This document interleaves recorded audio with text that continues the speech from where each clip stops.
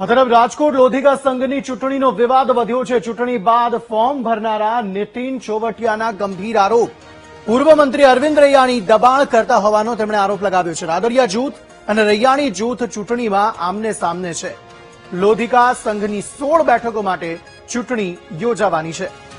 એવામાં પૂર્વ મંત્રી અરવિંદ રૈયાણી દબાણ કરતા હોવાનો આરોપ લગાવાયો છે। સંવાદદાતા સની આ અંગે વધુ માહિતી આપી રહ્યા છે। સની, જણાવશો શું વધુ વિગતો? જેટના વાત કરવામાં આવે રાજકોટ લોધિકા સંઘની ચૂંટણીનો જે માહોલ છે તે વિવાદ વકર્યો છે। રાલો સંઘની ચૂંટણીમાં ફોર્મ ભરનાર નીતિન ચોવટિયાએ ગંભીર આક્ષેપો કર્યા છે કે પૂર્વ મંત્રી અને રાલો સંઘના ચેરમેન અરવિંદ રૈયાણી તેઓને દબાણ કરતાઓના આક્ષેપ સાથેનો સનસનીખેજ તેઓએ વિડીયો બનાવ્યો છે। રાલો સંઘની ચૂંટણી પહેલા જ રાદડિયા જૂથ અને રૈયાણી જૂથ આમને સામને આવ્યા છે।